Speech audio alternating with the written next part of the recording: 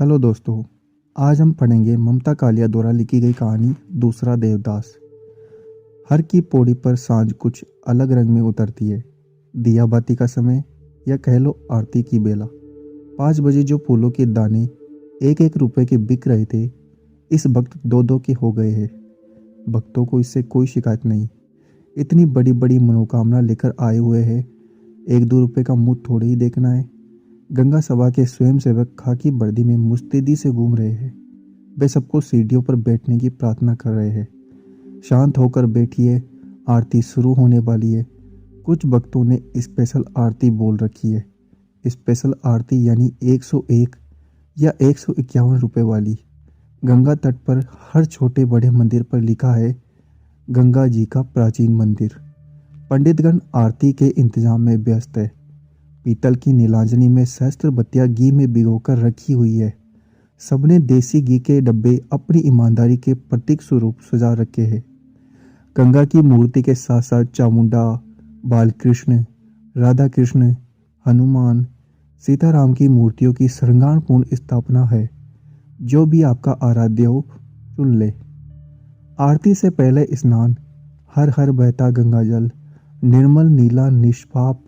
औरतें डुबकी लगा रही है। बस इन्होंने तट पर लगे कुंडों से बंधी जंजीरें पकड़े रखी है। पास ही कोई ना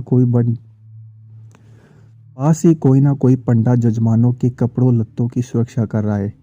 हर एक के पास चंदन सिंदूर की कटोरी है। मर्दों के माथे पर चंदन तिलक और औरतों के माथे पर सिंदूर का टीका लगा देते हैं पंडे।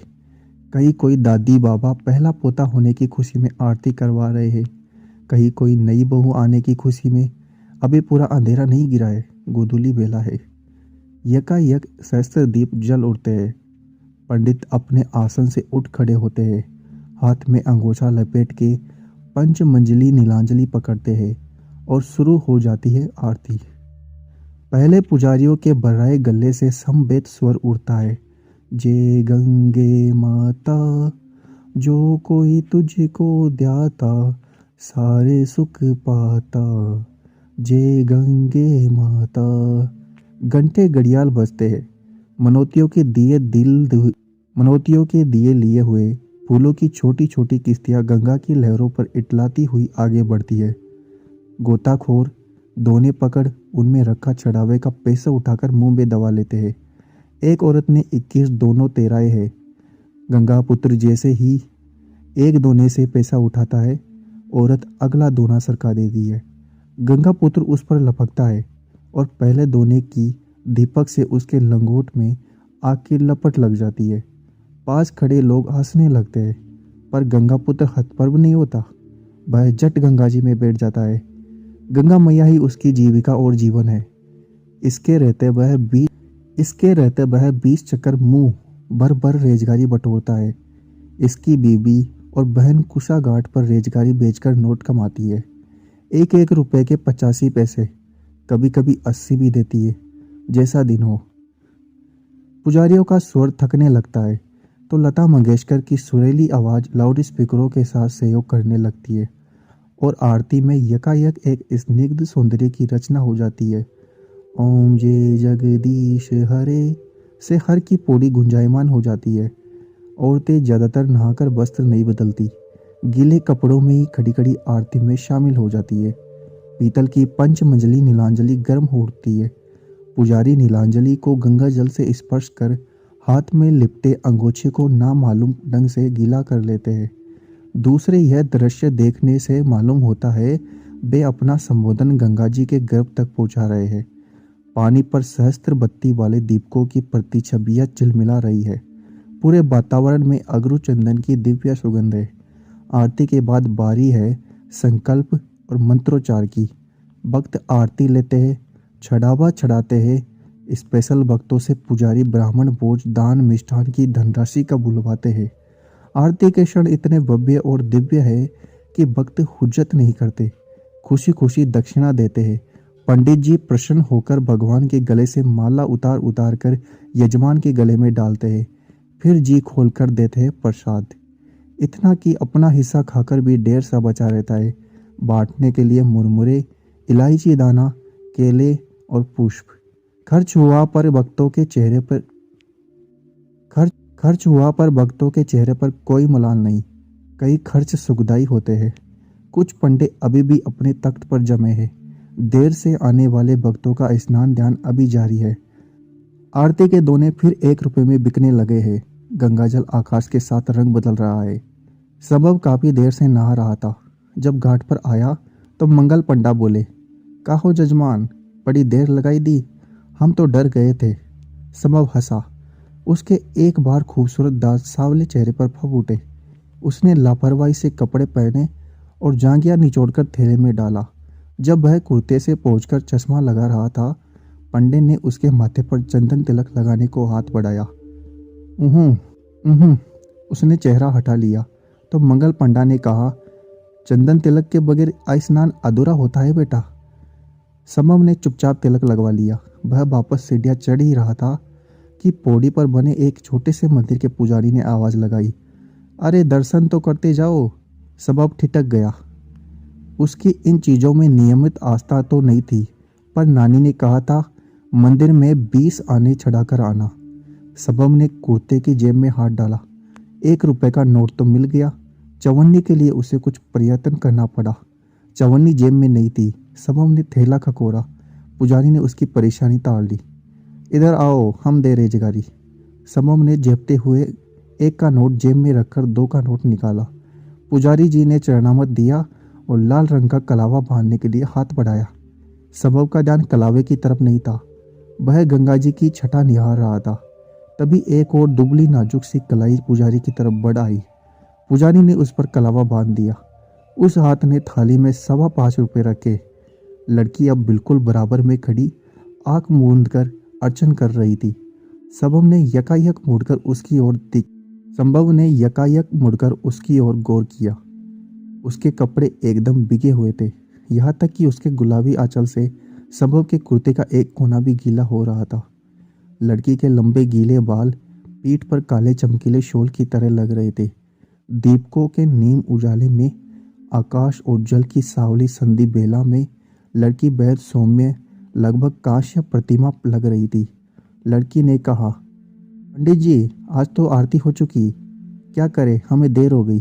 पंडित ने उत्साह से कहा, इससे क्या, हम यहाँ कराए दे। क्या कराना है, संकल्प, कल्याण मंत्र, आरती जो कहो। नहीं, हम कल आरती की बेला आएंगे, लड़की ने कहा। संभव इंतजार में खड़ा था कि पुजारी उसे 75 पैसे लौटाए, लेकिन पुजारी भूल चुका था। जाने कैसे पुजारी ने लड़की के हम को युगल अर्थ में लिया कि उसके मुंह से अनायास आशीष निकली, सुखी रहो, फूलो फूलो, जब भी आओ साथ ही आना, गंगा मैया मनोरथ पूरे करे। लड़की और लड़का दोनों अकबका गए। लड़की छटकर दूर खड़ी हो गई। लड़के को तुरंत वहां से चल पड़ने की जल्दी हो गई। शायद उनकी चप्पलें एक ही रखवाले की यहाँ रखी हुई थी। टोकन देकर चप्पलें लेते समय दोनों की निगाह एक बार फिर टकरा गई। आंखों का चकाचौंध अभी मिटा नहीं था।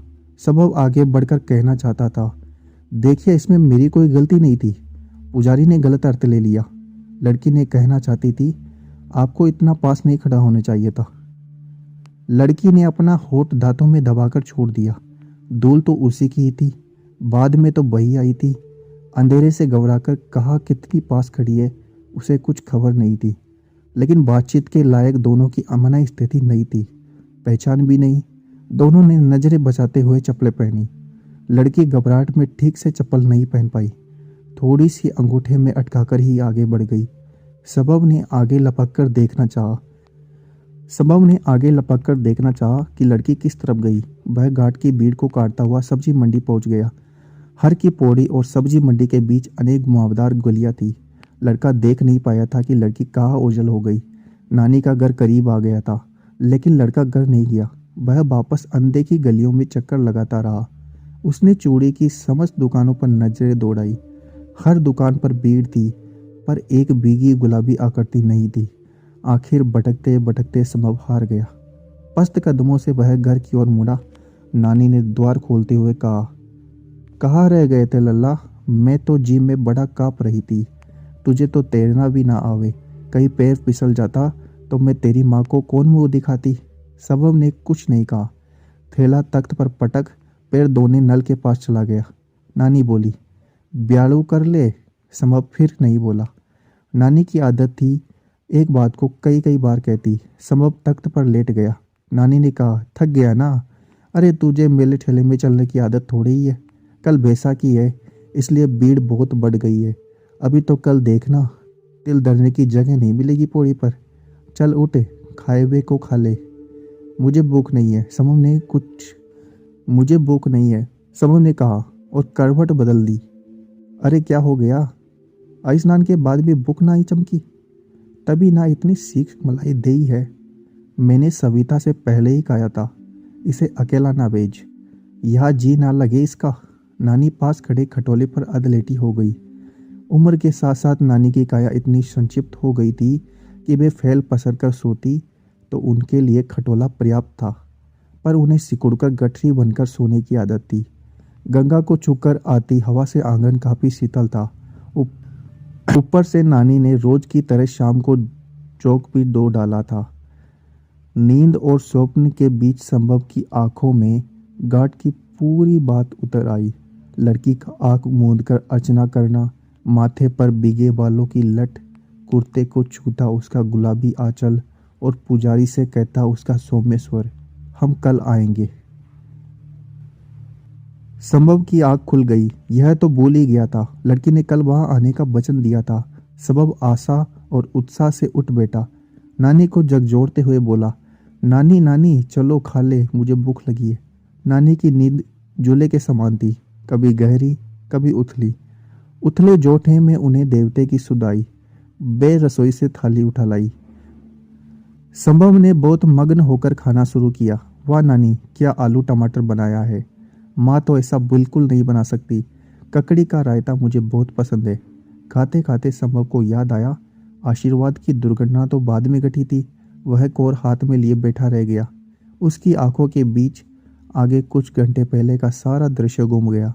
पुजारी का वह मंत्रोच्चार जैसा पवित्र उद्गार, शुद्ध सुखी रहो, फूलो फूलो, सारे मनोरथ पूरे हो, जब भी आओ साथ ही आना। लड़की का चिौकना, चिटक कर दूर खड़े होना, घबराहट में चप्पल भी ठीक से ना पहन पाना और आगे बढ़ जाना। संभव ने पिछले स्वर में कहा, मुझे भूख ना है, मैं तो यूं ही बैठा था। सारी रात संभव की आंखों में शाम मंडराती रही।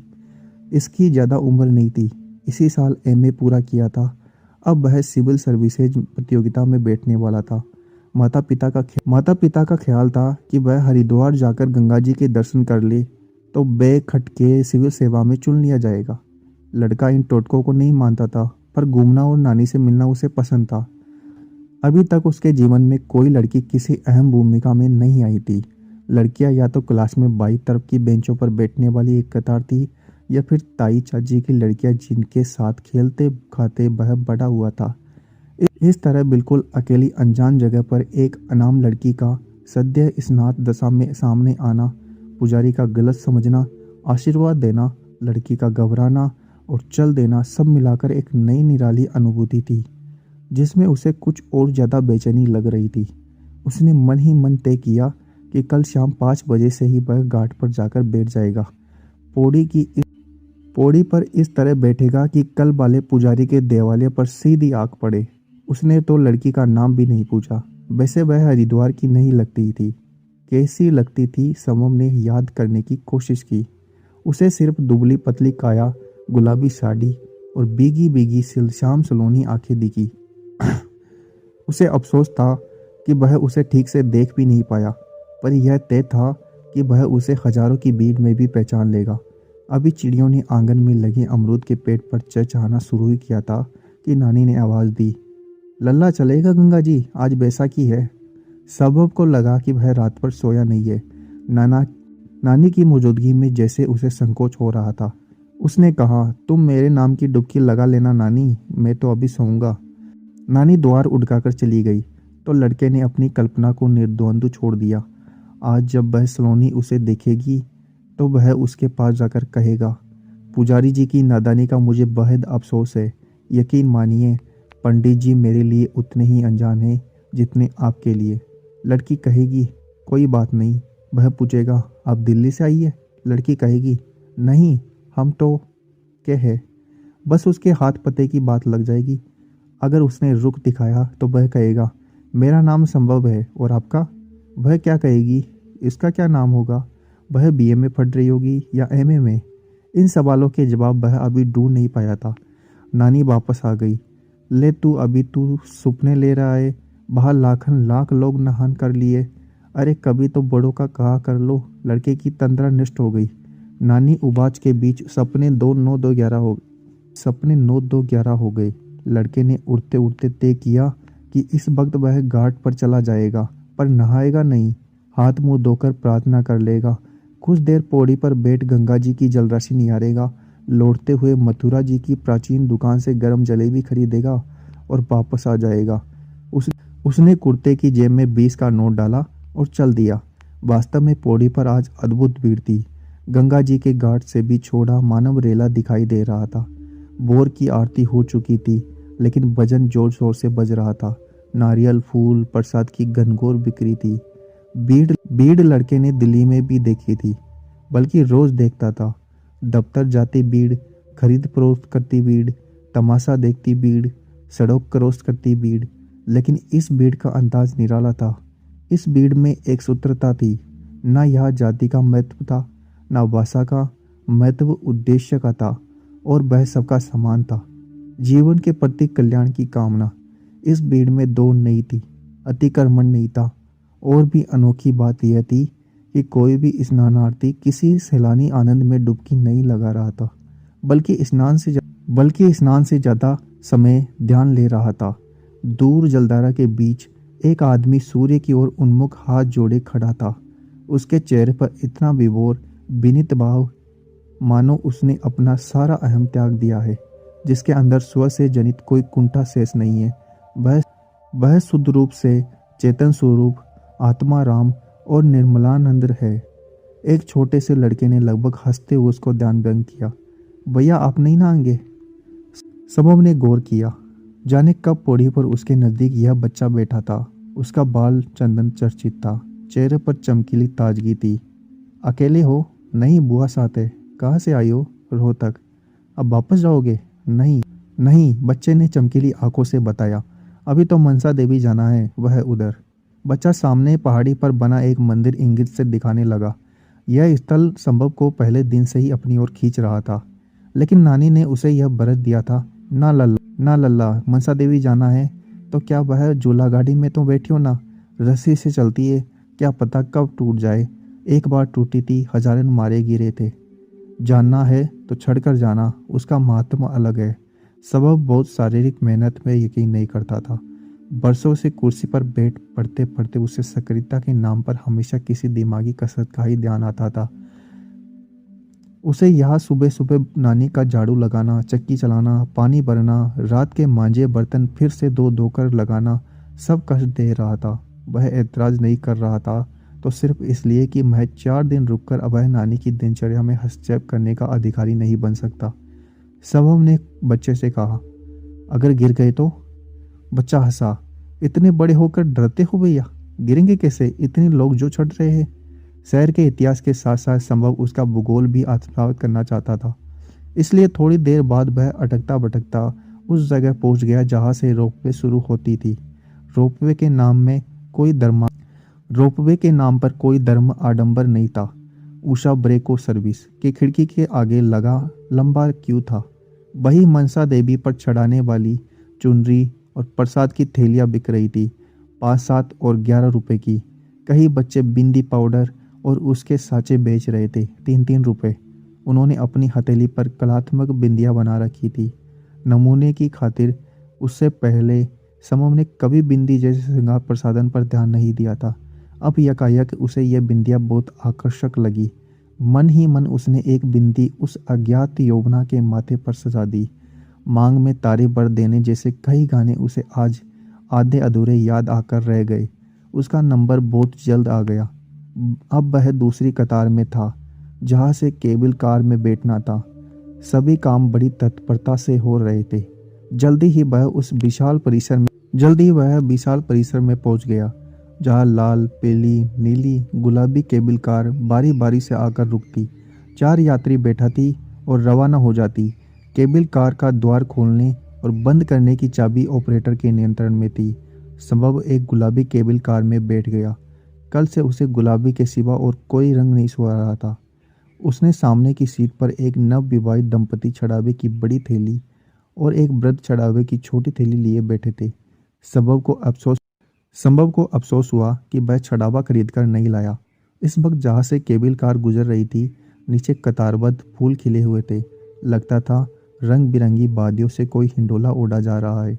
एक बार चारों ओर विहंगम दृश्य में मन रम गया तो ना मोटे मोटे फौलाद के खंभे नजर आए और ना बारी बारी केबल वाली रोपवे। पूरा हरिद्वार सामने खुला था। जगह जगह मंदिरों के बुर्ज, गंगा मैया की धवलधार और सड़कों के खूबसूरत घुमाव। नीचे सड़क के रास्ते चढ़ते हाँफते लोग, लिम्का की दुकानें और नाम अनाम पेट। बहुत जल्द उनकी केबल कार मनसा देवी के द्वार पर पहुंच गई। यहाँ फिर छड़ावा बेचने वाले बच्चे नजर आए। सबों ने एक थैली खरीद ली और सीढ़ियाँ चढ़कर प्रांगण में पहुंच गया। नाम मनसा देवी का था, पर वर्चस्व सभी देवी देवताओं का मिला जुला था। एकदम अंदर के प्रकोष्ठ में चामुंडा रूप धारिणी मनसा देवी स्थापित थी। व्यापार यहाँ भी था। मनोकामना के हेतुक लाल पीले धागे ₹1.25 में बिक रहे थे। लोग पहले धागा बांधते, फिर देवी के आगे शीश नवाते। सबों ने भी पूरी श्रद्धा के साथ मनोकामना की, गांठ लगाई, सिर झुकाया, नैवेद्य चढ़ाया और बाहर से बाहर आ गया। आंगन में रुद्राक्ष मालाओं की अनेक गुमटियां थी, जहां ₹10 से लेकर 3000 तक की मालाओं पर लिखा था असली रुद्राक्ष नकली साबित करने वाले को ₹500 इनाम। एक तरफ हलवाई गरम जलेबी, पूरी, कचौड़ी छान रहे थे। मेले का माहौल था। सबब वापस केबल कार की कतार में लग गया। वापसी का रास्ता डलवा था। कार और भी जल्द नीचे पहुंच रही थी। इस बार समब के साथ 3 समवयस्क लड़के बैठे हुए थे। वह केबल कार की डलवा दौड़ देख यकाएक 2 आश्चर्य एक साथ घटित हुए। वह बच्चा जो पौड़ी पर उसके करीब आकर बैठ गया था, दूर पीली केबल कार में नजर आया। बच्चे की लाल कमीज उसे अच्छी तरह याद थी, हालांकि इतनी दूर से उसका चेहरा स्पष्ट नजर नहीं आ रहा था। और बच्चे से सटी हुई जो दुबली पतली श्याम सलोनी आकृति बैठी थी, वह थी वही लड़की जो कल शाम के जुट फुटे में हर की पौड़ी पर उससे टकराई थी। संभव बेहद बेचैन हो गया। वह दाएं बाएं झुक झुक कर चिढ़ने की कोशिश करने लगा। उसका मन हुआ पंछी की तरह उड़कर पीली केबल कार में पहुंच जाए। बहुत जल्द केबल कार वापस नीचे पहुंच गई। संभव ने आगे आगे जाते बच्चे को लपककर कंधे से थाम लिया और बोला, कहो दोस्त। बच्चे ने अचकाकर उसकी ओर देखा। अरे भैया, रुककर बोला, हमने सोचा जब हमारा दोस्त नहीं डरता तो हो जाए एक ट्रिप। तभी आगे से एक महीन सी आवाज ने कहा, मन्नू घर नहीं चलना है? बालक मन्नू ने कहा, अभी आया बुआ। सबम ने अस्फुट स्वर में पूछा, ये तुम्हारी बुआ है? और क्या, मन्नू ने आश्चर्य जवाब दिया। हमें नहीं मिल पाओगे, हम तो तुम्हारे दोस्त हैं। मन्नू वाकई उसका हाथ खींचकर चल दिया। बुआ बुआ, इनसे मिलो, ये है हमारे नए दोस्त। उसने प्रश्नवाचक नजरों से संभव को देखा। अपना नाम खुद बताइए। वह नाम बताता, इससे पहले उसी महीन मीठी आवाज ने कहा, ऐसे कैसे दोस्त है तुम्हारे, तुम्हें इनका नाम भी नहीं पता? अब संभव ने गौर किया। बिल्कुल वही कंठ, वही उलाना, वही अंदाज। पुलक से उसका रोम रोम हिल उठा। हे ईश्वर, उसने कब सोचा था मनोकामना का मौन उद्गार इतनी शीघ्र शुभ परिणाम दिखाएगा। लड़की ने आज गुलाबी परिधान नहीं पहना था, पर सफ़ेद साड़ी में लाल से गुलाबी होते हुए उसने मनसा देवी पर एक और चुनरी चढ़ाने का संकल्प लेते हुए सोचा, मनोकामना की गांठ भी अद्भुत अनूठी है, इधर बांधो उधर लग जाती है। पारू बुआ इसका नाम है, मनु ने बुआ का अचल खींचते हुए कहा। संभव देवदास। संभव ने हंसते हुए वाक्य पूरा किया। उसे भी मनोकामना का पीला लाल धागा और उसमें पड़ी गिठान का मधुर स्मरण हो आया। तो ये थी हमारी आज की कहानी, दूसरा देवदास। ममता कालिया की ये कहानी आपको कैसी लगी, हमें कमेंट बॉक्स में ज़रूर बताइएगा। Till then, see you in the next video.